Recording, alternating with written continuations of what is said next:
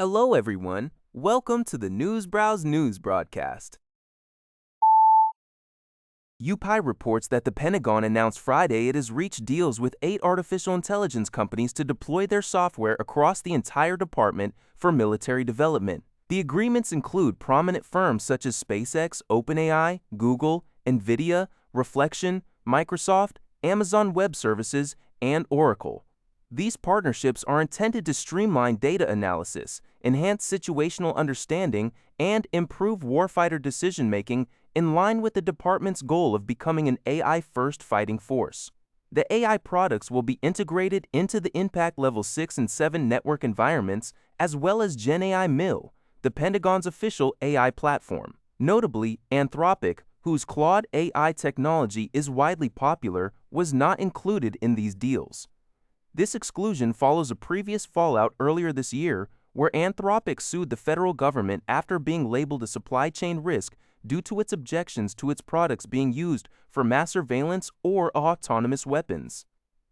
The Pentagon's AI acceleration strategy, launched in January, has already seen over 1.3 million personnel generate millions of prompts and deploy hundreds of thousands of agents, significantly reducing task completion times from months to days. The United States has issued a stern warning to shippers, stating that any payments made to Iran for passage through the Strait of Hormuz, whether in the form of tolls, digital assets, or even charitable donations, will be subject to sanctions.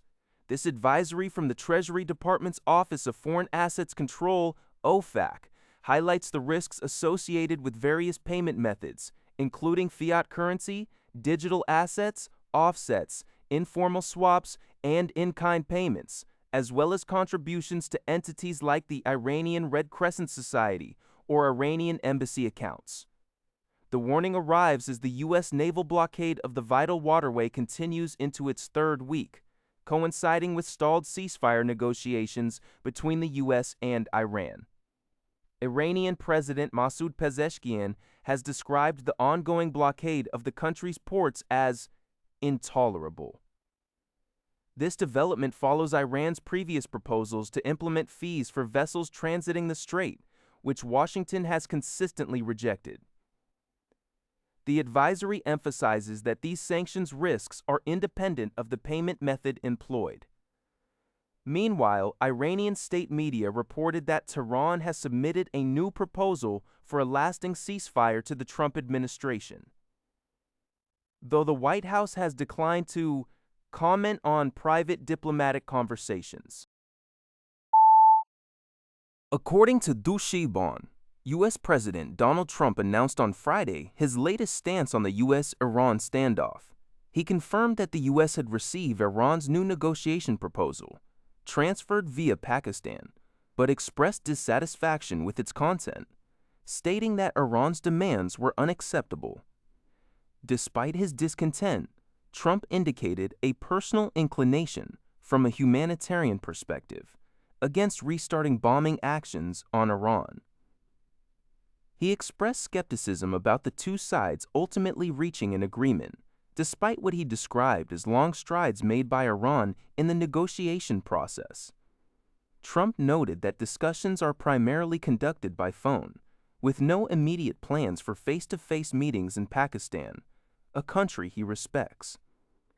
He also commented on the internal divisions within Iran's leadership, suggesting that even hardliners are open to a deal.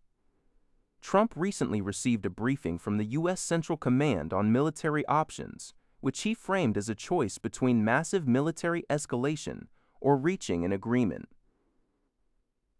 He reiterated his preference for a diplomatic solution through an agreement and criticized Italy and Spain for insufficient support to the U.S.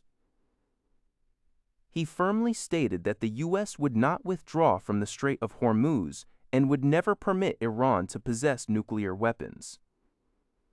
Concurrently, the White House officially announced the end of the 60-day War Powers Resolution period for the Iran conflict, which began on February 28th with U.S. and Israeli airstrikes, concluding on May 1st.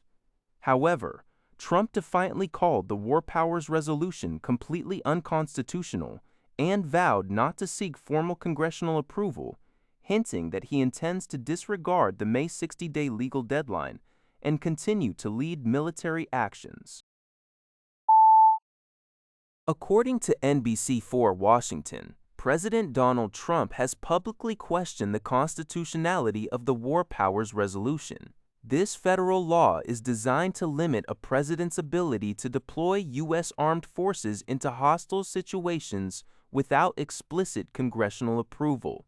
Specifically, the act mandates that military engagement must cease and forces be withdrawn after 60 days, unless Congress formally declares war or grants an extension. Trump's remarks come as a 60-day deadline related to military actions concerning Iran is approaching, highlighting a contentious legal and political debate over presidential authority versus congressional power in initiating and sustaining armed conflicts.